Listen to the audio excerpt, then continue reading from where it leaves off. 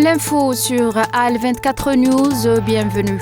Lors d'une réunion consacrée à la situation au Moyen-Orient organisée à la demande de l'Algérie, qui préside le Conseil de sécurité pour le mois de janvier, le représentant permanent de l'Algérie auprès des Nations Unies, Ammar Benjamer, a affirmé que l'entité sioniste, en ciblant les infrastructures de santé à Gaza, vise à opérer un nettoyage ethnique et à pousser les Palestiniens à quitter leurs terres. L'un des piliers de cette politique est la destruction systématique du système sanitaire. Le représentant permanent de l'État de Palestine auprès des Nations Unies, Riyad Mansour, a dénoncé le génocide perpétré par l'entité sioniste à Gaza, condamnant les crimes de guerre flagrants commis dans l'enclave palestinienne. La présidente de la Commission européenne, Ursula von der Leyen, a annulé tous ses engagements à l'extérieur pour les 15 prochains jours en raison d'une sévère pneumonie, mais continue néanmoins à travailler, a affirmé vendredi un porte-parole européen. Le parti libéral NEOS s'est retiré hier des négociations pour former un gouvernement en Autriche tout en proposant son soutien parlementaire aux conservateurs et aux sociaux-démocrates contre l'extrême droite gagnante des législatives.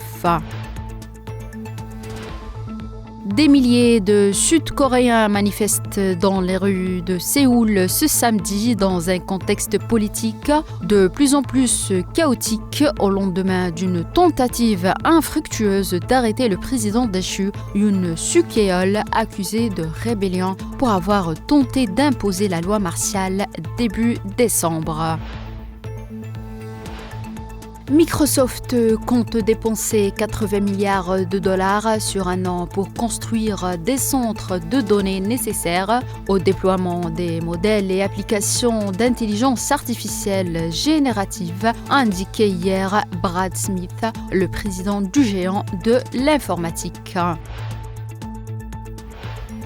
L'Équateur, engagé dans une lutte contre les gangs de narcotrafiquants, a décrété un nouvel état d'urgence à Quito et dans 7 de ses 24 provinces, celles considérées comme les plus violentes selon un décret présidentiel publié vendredi.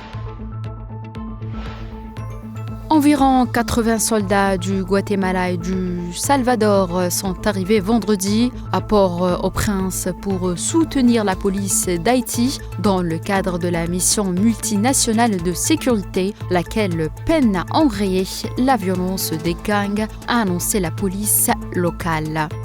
C'est la fin de cette édition. Merci de l'avoir suivi.